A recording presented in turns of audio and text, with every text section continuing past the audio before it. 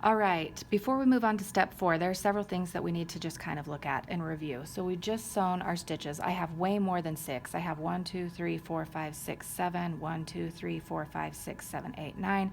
Did way more than I needed to, but that's okay. It's the pattern that I wanted to do. What pattern you choose to do is totally up to you. Before we can really move on to step 4, there are several things that we need to take care of. We need to make sure we get rid of all of these threads that are hanging off the edge, because if Mrs. Barnum, Dr. Barnum, sees these stitches or these threads everywhere, she will dock your grade. Not to mention, we do have these really rough edges that are not matching up, so we do want to make sure we're trimming off this stuff and getting it nice and straight. We don't want to trim it off so that our fabric is super tiny, but we do want to make sure we're getting off and making it straight and even. So we're going to be using the rotary cutter system for this. Make sure you got the mat. Remember, this is just a 1 by 1 inch ruler.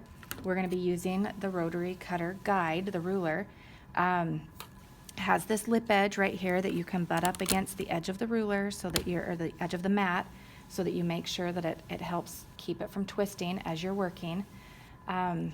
We are going to just straighten up our edges here. I want to make sure I'm getting all of my, I'm laying it down on my grid so that it's relatively straight on the grid line, and that way when I make my cut, I will end up with a square product. But this will cut off all of those raw edges. You're just placing that ruler right up next to the side of the cutter right up next to the side of the ruler. I'm lining up that edge. I just need to trim off enough fabric that I'm getting my edges straight. I open the blade, place the blade right next to the ruler, one solid cut away from your body. That's going to clean up all of those edges. We're going to rotate one more time.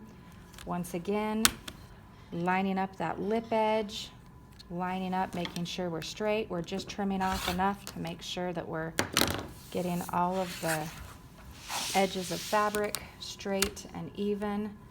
And one solid cut on this last side, lining up that lip edge and making a cut. Make sure that you always close the blade on the rotary cutter when you put it, before you put it down. So if I flip back and forth, I now have all of those ugly little threads are gone. I've got a nice square product or rectangular product to work with. We're now ready to move on to step 4.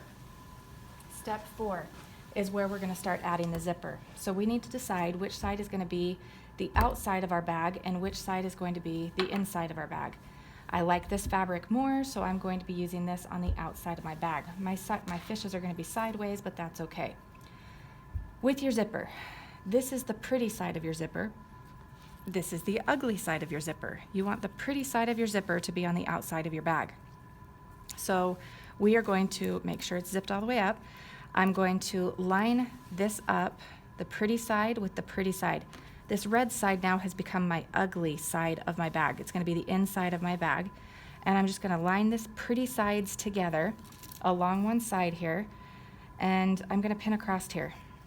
Okay, I'm just enough to center the zipper in between the edges right here. So my metal pieces are centered. And I'm just going to pin this enough that it's going to hold the zipper in place for me. Now, this zipper head is a little bit challenging to get around in the very beginning. Just be patient with yourself. I'm going to show you a little trick to get around it. We are going to continue using presser foot number 1. Yes, we do have a zipper foot, but we don't need it for this project. We're just going to line up our zipper foot or our presser foot so that it's following right along the edges, and you can kind of feel the zipper teeth there. It's going to follow right along the edges of the zipper teeth. You're going to be stitching pretty close to almost the middle here, because we want to make some adjustments on our machine. Now I still have mine set here. I do want to make sure I'm sewing a straight stitch. I want a normal stitch length. Okay, so 2.5 there, so everything's back to the original settings, but I do want to move my needle over to the left as far as I can get it. One more, so that it's not so close to so the stitching's not too close to the edge. I also want to make sure my needle is down as I do this, simply because I'm gonna need to stop and adjust a couple of times. Like right now, it's gonna be a lot easier if I kind of unpin this just a little bit, slide that zipper head down just for a moment, and having the needle down helped keep it in place so it didn't move on me. Now I can stitch pats this zipper head part, and now that I'm approaching the zipper head again, I can lift this back up, and I can just kind of, it takes just a little bit of maneuvering, but zip that back up, and now it's not out of the way, and I don't have to worry about it, and I can continue the rest of the way down this side. Now the directions do not say to do this. It says to just go directly to the serger. I want you to take the time to actually stitch across here. You're going to back stitch when you get to at your start and at your stop. We're going to push that needle back up, and then we're going to trim the threads.